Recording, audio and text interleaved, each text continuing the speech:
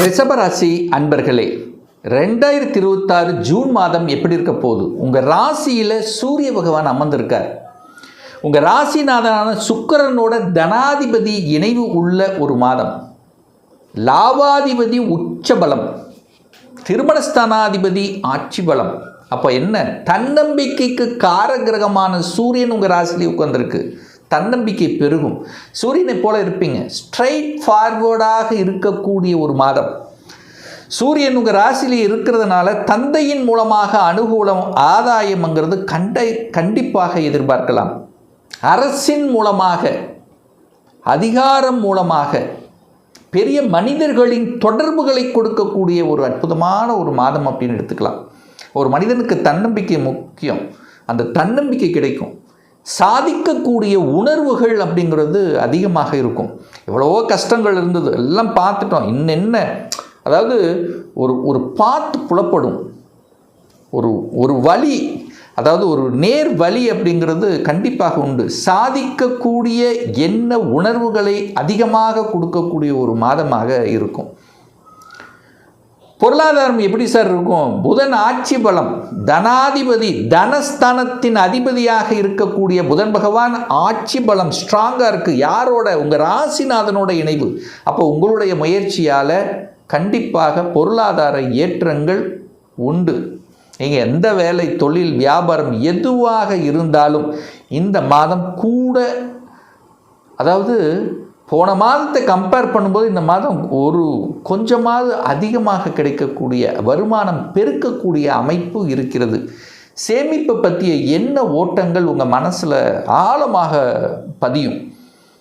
ஃப்யூச்சருக்கு ஏதாவது கொஞ்சமாவது நம்ம சேமிக்கணும், அதுக்கு ஏதாவது ஒரு இன்வெஸ்ட் பண்ணணும் அப்படிங்கிற என்ன உணர்வுகளை கொடுக்கக்கூடிய மாதமாக இந்த ரிஷபத்துக்கு நிச்சயமாக அமையும். குடும்பத்தில் சுப காரியங்கள் செய்யக்கூடிய அமைப்பு. உங்களுடைய பேச்சு இனிமையாக இருக்கும், அற்புதமாக இருக்கும். வளைவு நெளிவு சுழிவாக செயல்படக்கூடிய தன்மை. ஏன்னா புதன் வலிமையாக இருக்கார் அல்லவா? புதன் உங்களுக்கு 2ஆம் அதிபதி, 5ஆம் அதிபதி வலிமை இருக்கும்போது மாமன் மூலமாக நல்லவைகள் இருக்கும். அறிவார்ந்த செயல்பாடுகளில் ஈடுபடக்கூடிய தன்மை. கணக்கு, அக்கவுண்ட், ஆடிட்டிங் சம்பந்தப்பட்ட விஷயங்கள், கன்சல்டன்சி, தரகு, கமிஷன் மூலமாக கூடுதல் வருமானத்தை பெறக்கூடிய அமைப்புகள், இதெல்லாமே நல்லாவே இருக்குது. 3ஆம் அதிபதி முயற்சி ஸ்தானத்தின் அங்கே அந்த 3ஆம் இடத்துல தான் கீர்த்தி உண்டு, புகழ் உண்டு. அங்கே குரு உட்கார்ந்துருக்கார். லாபாதிபதி 3ஆம் இடத்தில் அமர்ந்து கொண்டு அங்கிருந்து நேர லாபஸ்தானத்தை பார்க்குறார். அப்போ முயற்சியால் லாபம் உண்டு, டிராவல் உண்டு, பிரயாணங்களின் மூலமாக லாபங்களை அனுபவிக்கக்கூடிய தன்மை. டிராவல் கண்டிப்பாக உண்டு. சிறு தூர பிரயாணங்கள் மூலமாக அனுகூல ஆதாயங்கள். வியாபார நோக்குடன் செயல்படக்கூடிய தன்மை. விற்பனையாகாத பொருள்கள் விற்பனையாகும். அப்போ விற்பனை சூப்பராக நடக்கும். ரியல் எஸ்டேட், அது குறிப்பாக சொல்லப்போனால் ரியல் எஸ்டேட் சார்ந்த துறையில் இருக்கக்கூடிய ரிஷபத்துக்கு லாபத்தை தரக்கூடிய ஒரு அற்புதமான ஒரு மாதம். ரிஜிஸ்ட்ரேஷன் நடக்கும்.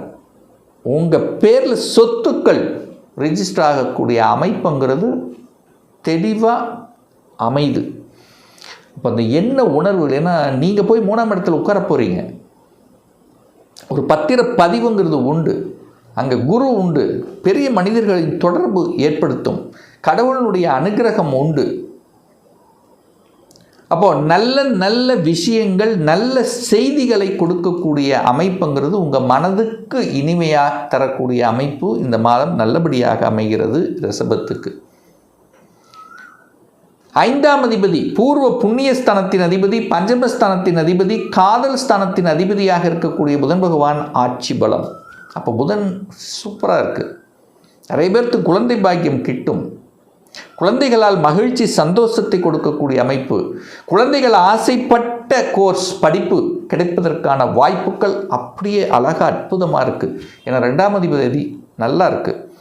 அறிவார்ந்த செயல்பாடுகள் நல்லா இருக்கும். குருமார்களின் தொடர்புகள் ஏற்படுத்தும். பூர்வ புண்ணியம் வலுப்பட போகிறது. குலதெய்வத்தின் அனுகிரகம், அந்த குலதெய்வத்துக்கு சென்று வரக்கூடிய பாக்கியம் உண்டு.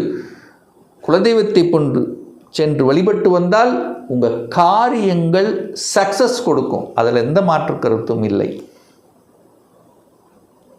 கடன் என்கின்ற அமைப்பில் இருக்கின்ற இந்த ரிஷபராசி என்பர்கள் அதிலிருந்து வந்துடலாம்ங்கிற தன்னம்பிக்கை உணர்வு உங்கள் மனசில் தோன்றும். பார்த்துக்கலாம், கடன் தான் இருக்குது, ஓகே பார்த்துக்கலாம், அடைச்சிக்கலாம் அப்படிங்கிற அந்த உணர்வு உங்கள் மனசில் கண்டிப்பாக ஏற்படுத்தும்.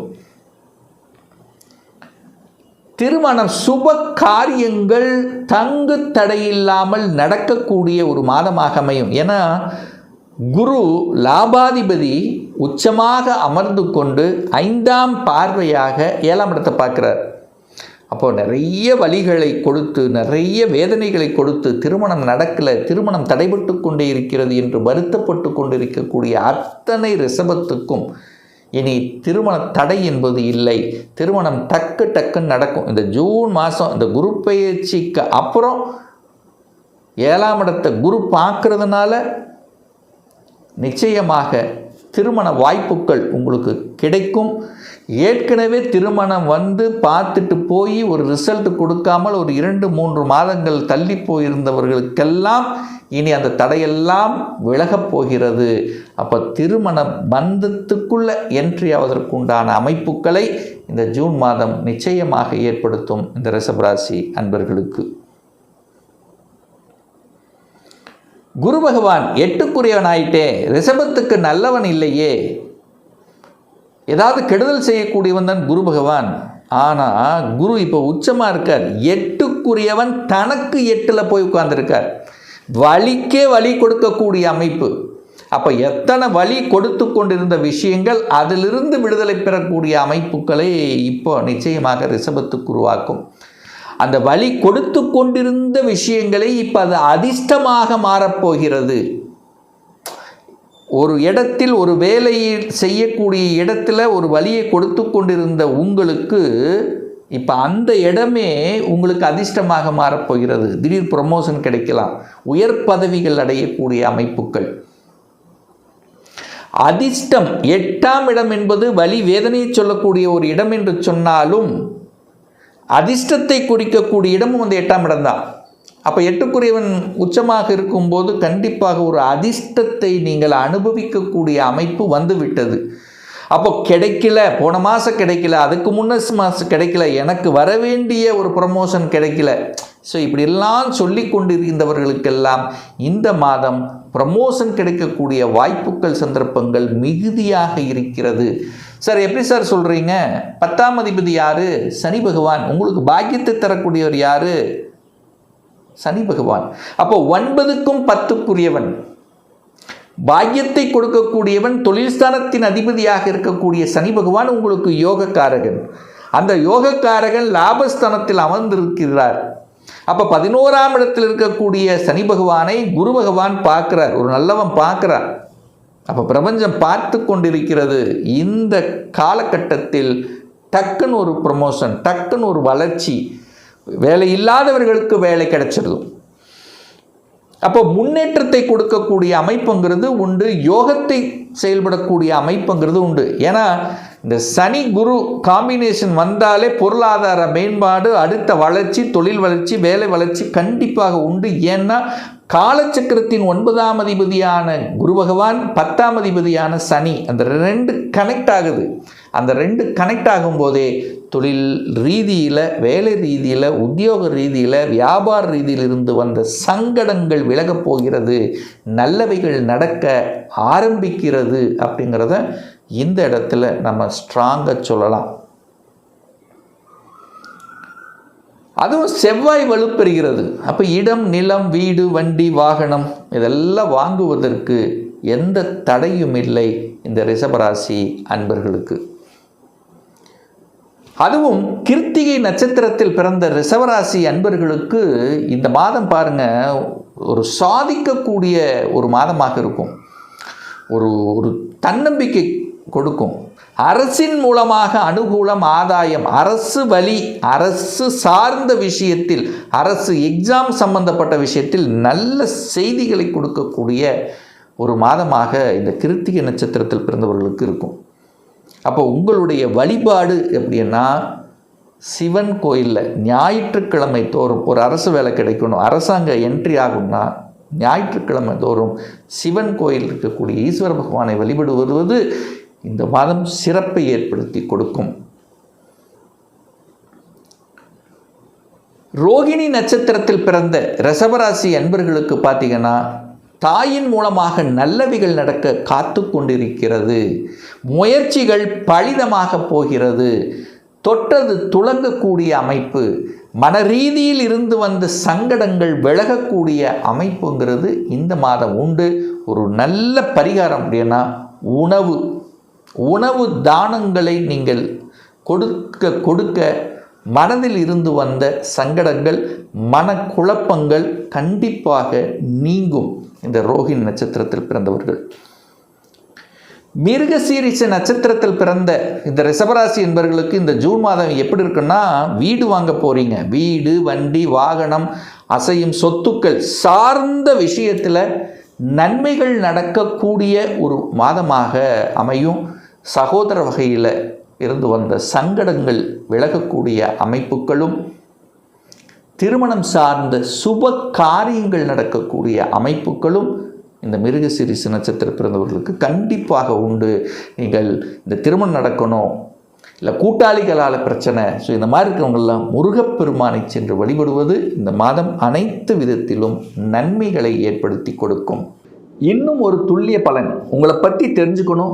2026 எப்படி இருக்க போகுது, தொழிலா வேலையா, வேலையில் எப்போ நமக்கு ப்ரமோஷன் கிடைக்கும், என்ன கோர்ஸ் படிப்பது நமக்கு உத்தமம், இன்ஜினியரா அல்லது டாக்டர் சார்ந்த விஷயமா, 2026 எப்போ நமக்கு திருமணம் நடக்கும், எப்போ குழந்தை பாக்கியம், எப்போ வீடு கட்டுவேன், இது போன்ற கேள்விகளுக்கு துல்லியமான பதிலை நம்மால் கூற முடியும்.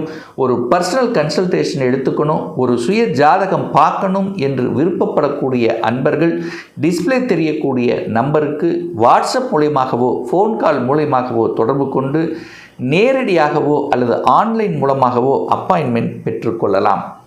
நம்மளுடைய அலுவலகம் கோயம்புத்தூரில் அமைந்துள்ளது. அதாவது கோயம்புத்தூரிலிருந்து மேட்டுப்பாளையம் செல்லும் வழியில் வெள்ளக்கிணர் பிரிவு அண்ணாபூர்ணா ஹோட்டலுக்கு பக்கத்தில் அமைந்துள்ளது. பிரியர் அப்பாயின்மெண்ட் வாங்கிட்டு நேரடியாக கன்சல்டேஷன் எடுத்துக்கலாம். நிச்சயமாக இந்த பதிவு ஏதாவது ஒரு ரூபத்தில் உங்களுக்கு யூஸ்ஃபுல்லாக இருக்குங்கிறதுல எந்தவித மாற்று கருத்தும் கிடையாது. நம்ம சேனலை நீங்கள் ஃபஸ்ட்டு டைம் பார்ப்பவர்கள் என்றால் மறக்காமல் சப்ஸ்கிரைப் பண்ணிக்கிங்க.